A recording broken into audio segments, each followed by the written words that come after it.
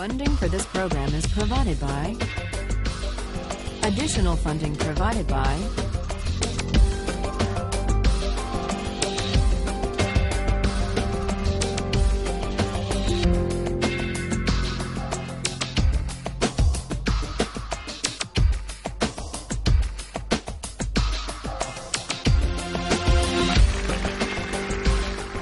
Last time, we argued about the case of the Queen versus Dudley and Stevens, the lifeboat case, the case of cannibalism at sea.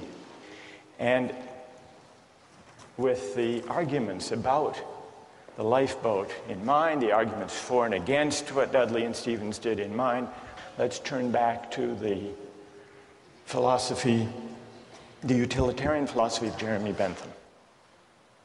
Bentham was born in England in 1748. At the age of 12, he went to Oxford. At 15, he went to law school.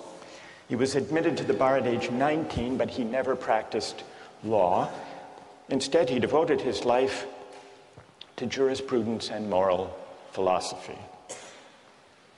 Last time, we began to consider Bentham's version of utilitarianism. The main idea is simply stated, and it's this. The highest principle of morality, whether personal or political morality, is to maximize the general welfare, or the collective happiness, or the overall balance of pleasure over pain. In a phrase, maximize utility. Bentham arrives at this principle by the following line of reasoning. We're all governed by pain and pleasure. They are our sovereign masters, and so any moral system has to take account of them. How best to take account? By maximizing. And this leads to the principle of the greatest good for the greatest number. What exactly should we maximize? Bentham tells us happiness, or more precisely, utility. Maximizing utility is a principle not only for individuals, but also for communities and for legislators. What, after all, is a community? Bentham asks. It's the sum of the individuals who comprise it. And that's why, in deciding the best policy, in deciding what the law should be, in deciding what's just, citizens and legislators should ask themselves the question, if we add up all of the benefits of this policy and subtract all of the costs, the right thing to do is the one that maximizes the balance of happiness over suffering. That's what it means to maximize utility. Now, today, I want to see whether you agree or disagree with it. And it often goes, this utilitarian logic, under the name of cost-benefit analysis, which is used by companies and by governments all the time. And what it involves is placing a value, usually a dollar value, to stand for utility, on the costs and the benefits of various proposals. Recently in the Czech Republic, there was a proposal to increase the excise tax on smoking. Philip Morris, the tobacco company, does huge business in the Czech Republic. They commissioned a study, a cost-benefit analysis of smoking in the Czech Republic. And what their cost-benefit analysis found was the government gains by having Czech citizens smoke.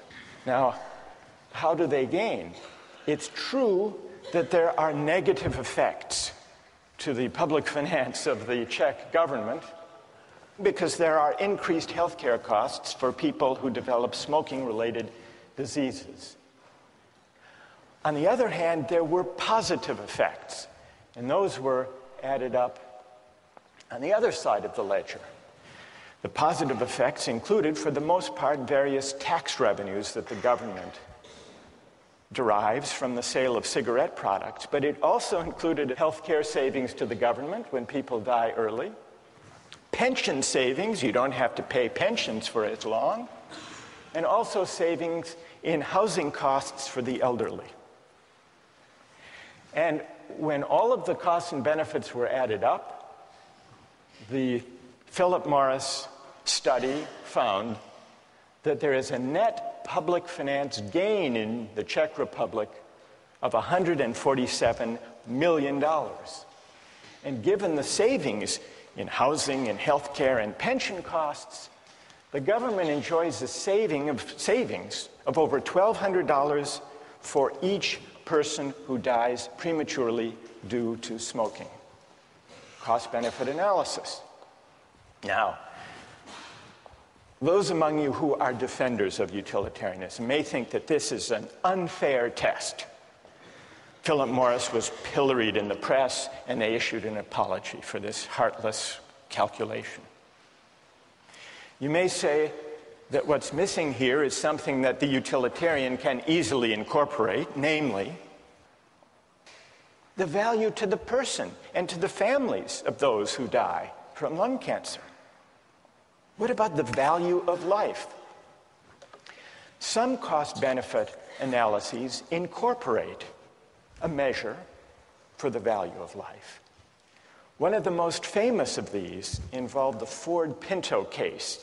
Did any of you read about that? This was back in the 1970s. Do you remember what the Ford Pinto was, a kind of car?